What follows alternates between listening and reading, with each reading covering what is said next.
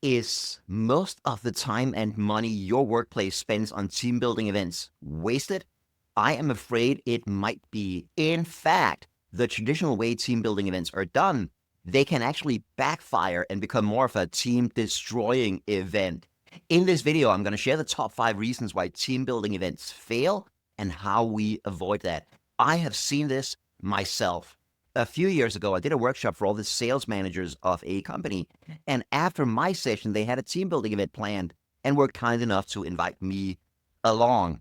What I saw was incredibly ironic because what was meant as a fun social event to bring people together ended up doing the exact opposite. The event took place at an indoor go kart track, and the group did not see this as a friendly competition. Sales managers can be a competitive bunch, and that really came out on the track. There was a lot of trash talk. Some of it was kind of mean, and they raced like complete jerks, taking super risky moves and running each other off the track. I seriously doubt this event boosted their team spirit at all. And believe me, it can get much, much worse. A home security company called Alarm One in California had a team building event where sales teams competed against each other.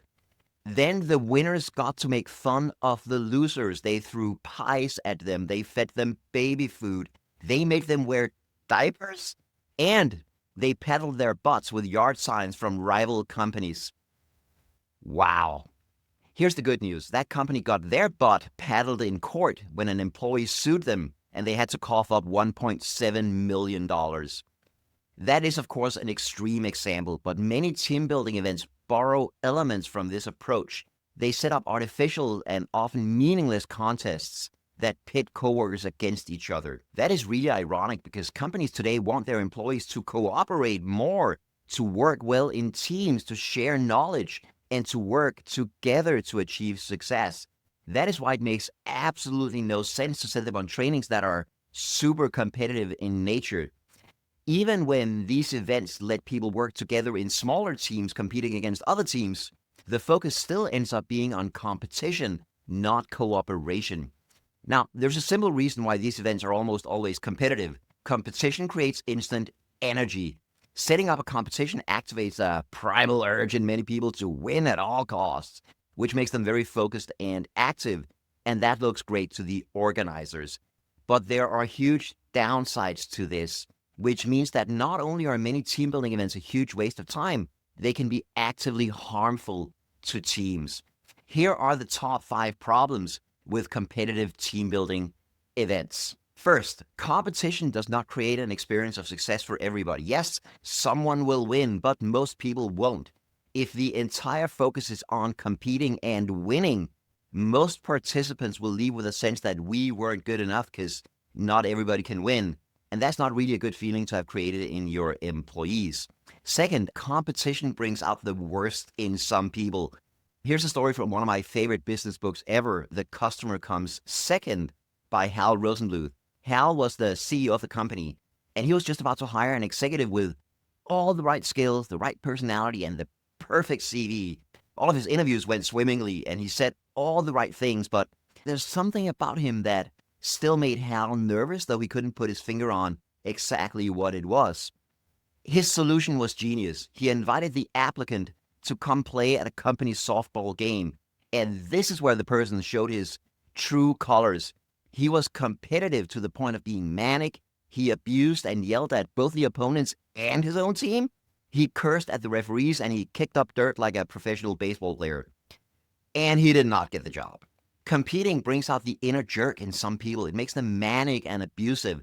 Some even try cheating in order to win. That is not exactly a great basis for future cooperation. Wouldn't it be better if people left the event liking each other more than before because they'd seen each other at their best and most likable? Third reason, studies show that we learn less when we compete and more when we cooperate. Here's an example from education. In a comprehensive review of 245 classroom studies, they found a significant achievement difference between cooperative and competitive environments. This is from the University of Minnesota. They reported that 87% of the time, the advantage went to the cooperative approach, and students learned more when they were working together. rather than competing. The American researcher Alfie Kohn says that when he visits classroom where cooperative learning is used, he likes to ask the students to describe the experience in their own words. And one 10-year-old boy thought a moment and replied, "It's like you have four brains." And then he added, by contrast, a competitor's single brain often shuts off when given no reason to learn except to triumph over his or her classmates. Fourth reason,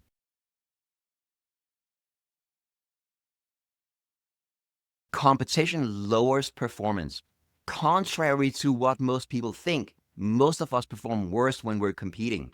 This is especially true for complex tasks that require us to work with and learn from other people.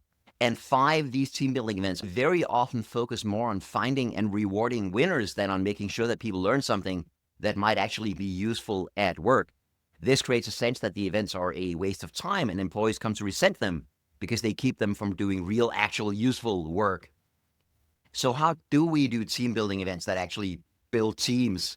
Here's what I think the result of a good team building event should be. First, a deeper understanding between coworkers.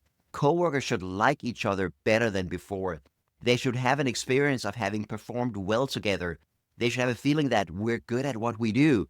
And they should have an increased desire to cooperate and help each other out, and specific learnings that can be applied at work.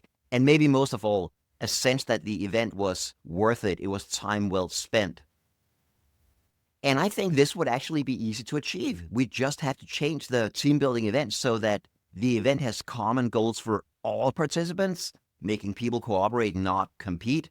The event should reward those who get good results, but also those who help others get good results and those who help make it a nice experience for everyone. You should take plenty of time to let participants reflect on how the learnings from the event can be applied in their own work. And you should take plenty of time to let participants reflect on how the learnings from the event can be applied in their own work. You may not get the same hectic mood you get from those intensely competitive events, but that might actually be a good thing. What you would get instead is an event that is much more fun for way more people and much more useful. That has to be the goal. I saw a great example of this. One of our partners in Argentina did a team building event where teams had to assemble children's bikes as fast as possible, and then they got to give those bikes to children from a local orphanage. I think that is absolutely amazing.